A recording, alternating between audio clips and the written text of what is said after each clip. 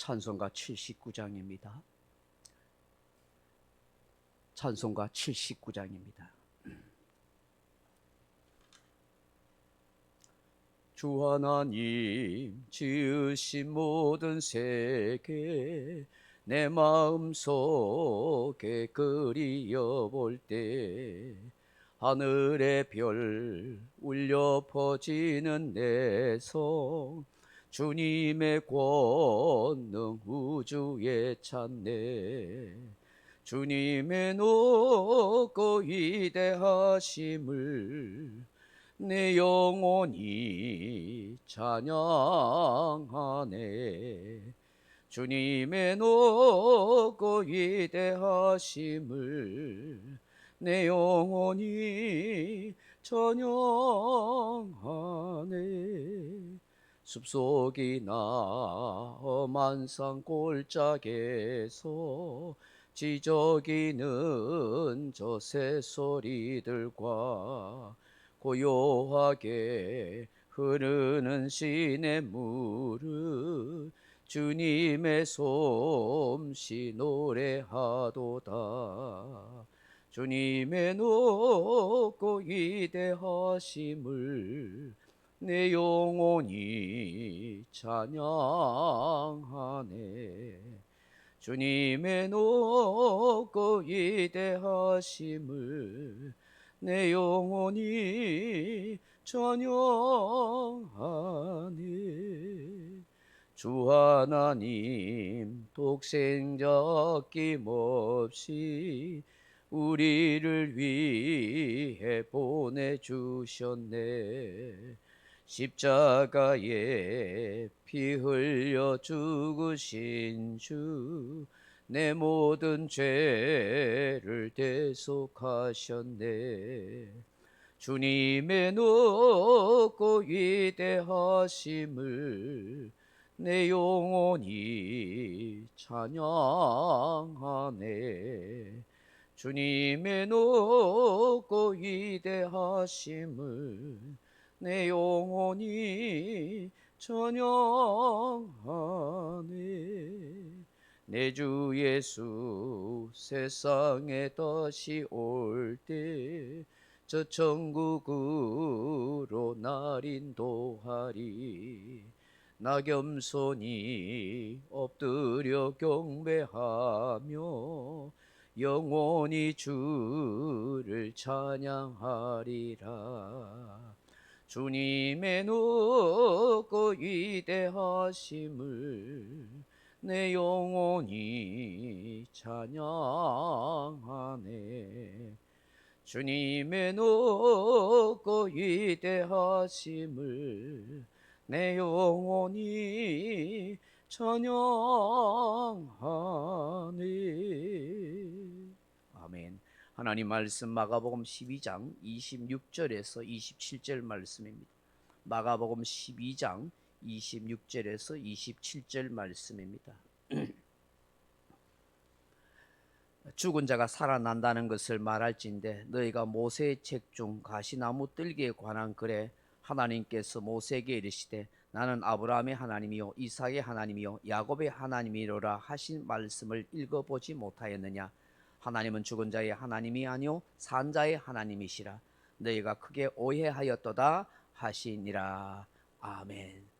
사랑하는 성도 여러분, 예수님께서 부활이 없다라고 하는 사두개인들이 사람이 죽은 후의 부활에 대해서 예수님께 물었을 때에 예수님은 출애굽기 3장 6절의 말씀을 인용하여 하나님은 죽은 자의 하나님이 아니라 산 자의 하나님이라 그렇게 말씀하십니다. 여러분 아시다시피 모세가 광야에서 목자 노릇을 하고 있을 때에 예수님 하나님께서 호렙산에서 이 모세를 만나 주시죠. 떨기 나무 가운데 불이 타지 않는 그런 상황이 있었습니다. 그때 하나님께서 모세에게 이곳은 거룩한 땅이니 내 발에 신을 벗으라고 하시면서 이 말씀을 하셨죠. 나는 아브라함의 하나님, 이삭의 하나님, 야곱의 하나님이라고 말입니다.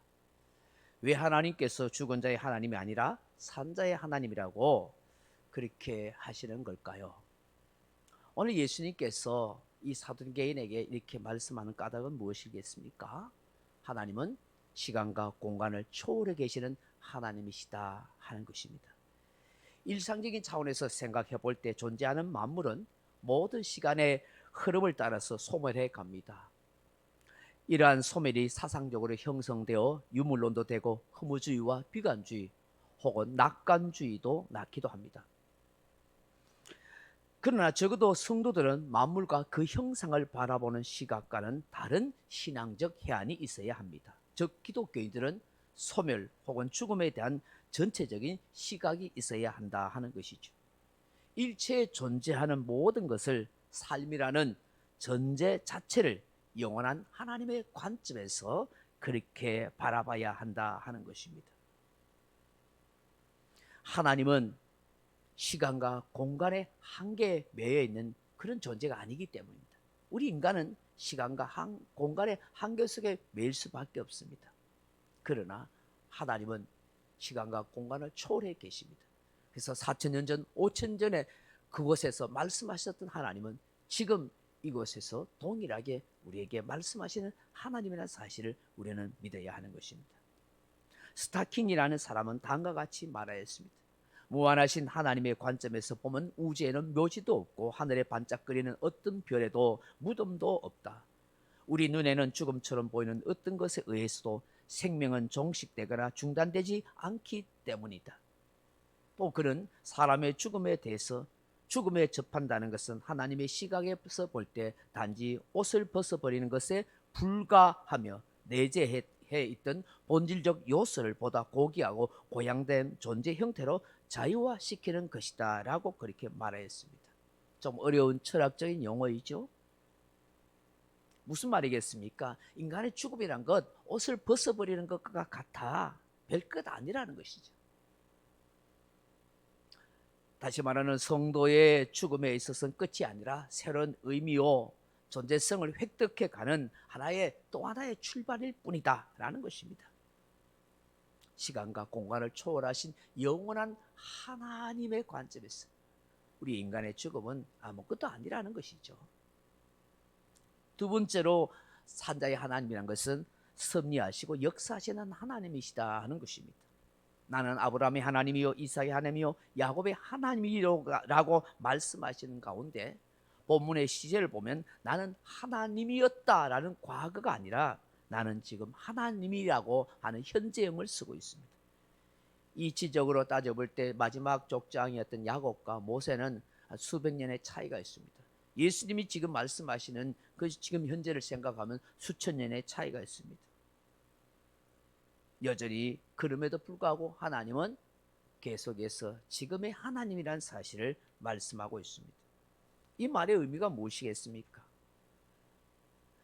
여호와께서 흙으로 돌아간 그들의 하나님이란 말입니까? 그렇지 않습니다. 적어도 하나님께서는 아브라함과 이삭과 야곱의 하나님이라고 말씀하셨을 때는 그들이 죽음으로써 끝나버린 것이 아니라 영원한 기억 속에 사라져버린 것이 아니라 어디인가 지금도 존재하고 있으며 지각하고 사고하고 있으며 하나님의 통치의 영역 속에 있다는 사실을 말씀하고 있는 것입니다.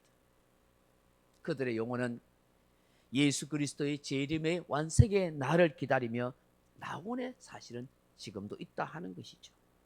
주께서는 이것을 비유로 들어 하나님께서는 죽은 자의 하나님이 아니요 산자의 하나님이라는 사실을 강조하고 있습니다. 즉 물리적인 의미의 죽음은 종국이 아니며 그 이후에 부활의 영원한 세계에서 존재하고 살고 있다는 사실을 우리에게 말씀하는 것입니다. 이 세상을 섭리하고 역사하시는 하나님이라는 사실을 오늘도 우리에게 말씀하고 있습니다.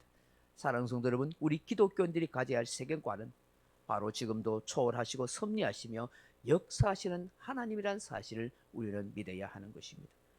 암울한 역사의 어둠 속에서도 불의가 판을 치는 이 세상 속에서도 모든 것이 왜곡되어지는 이런 절박한 환경 속에서도 때때로는 실망하고 좌절하는 아픔을 겪을지라도 결코 이 세상은 끝이 아님을 바라보고 영원한 하나님의 나라를 생각하며 우리는 살아가야 하는 것입니다.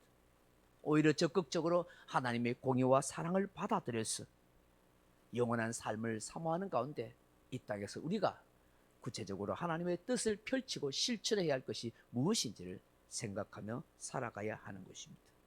하나님은 죽은 자의 하나님이 아니라 산 자의 하나님. 오늘 나와 함께 하시고 나와 동행하시는 하나님이란 사실을 우리는 믿고 의지해야 될 줄로 믿습니다.